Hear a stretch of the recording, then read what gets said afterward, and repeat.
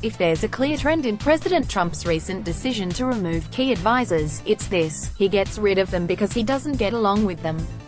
As he replaces them with people who seem to be more appreciative of his style, it's apparent that Trump is sharpening his focus on loyalty. But some critics worry that comes at the expense of people who can best do the job. Secretary of State Rex Tillerson was fired because he is too establishment for the president and disagreed with too many of his decisions. They just never clicked, the president acknowledged when he fired him earlier this week. Now it looks as if Trump has made up his mind to remove National Security Advisor H.R. McMaster, a three-star general with whom the president has never personally gelled, according to the Washington Post's White House team. The president is clearly sending a message with these firings: if you don't like me, get out. One reason McMaster is out, the Post reports, is because the president thought he was boring, dry, too serious. The president has complained that McMaster is too rigid and that his briefings go on too long and seem irrelevant, my colleagues report.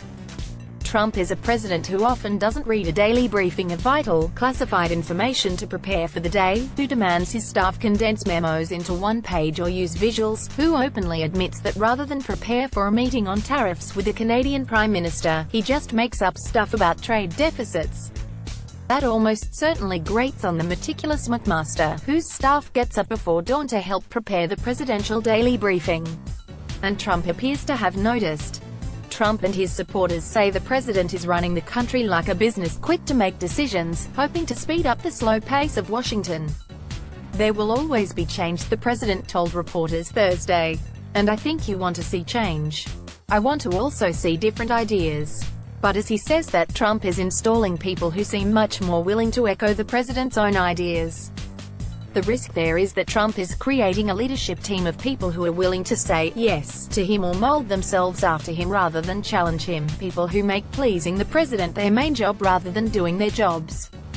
And those very same people may be less qualified than those Trump doesn't like. Trump decided to replace his economic advisor Gary Cohn, who announced his resignation in part over the president's decision to implement tariffs, with Larry Kudlow, a TV personality who does not have an economics degree and who said, "There is no recession," before one of the worst recessions in U.S.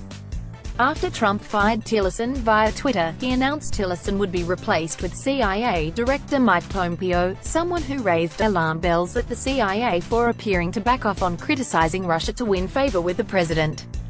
And who, after echoing the president on Russia, is now extraordinarily close with the president. "We're always on the same wavelength," Trump told reporters Tuesday of Pompeo. "The relationship has been very good.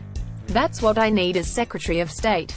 Some of the remaining members of Trump's cabinet could soon collapse under the weight of self-created ethical issues.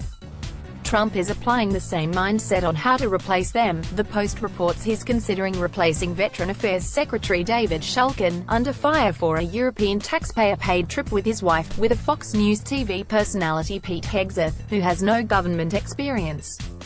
As the Fixer's Callum Borchers has pointed out, Trump appears to feel more comfortable with people in the media environment than government. The problem with Trump's strategy is no one agrees all the time. And in fact, some of Trump's most recent ideas have cost him valuable allies. His decision to implement tariffs on aluminum and steel imports set off Republicans in Congress, who had until then bitten their tongues on many of the president's other controversial policy decisions. His public criticism of Attorney General Jeff Sessions over the Russia investigation earned him a rare show of defiance from Sessions, who publicly dined that night with his top two department officials in a show of solidarity. As Trump moves into an apparent new phase of his presidency, he's firing those he doesn't like and surrounding himself with people he believes appreciate him more. That's a far cry from Abraham Lincoln's famous team of rivals, a leadership style to which many future presidents would adhere. Trump seems to be building a team of yes men who seem more willing to earn the president's favor than to check him.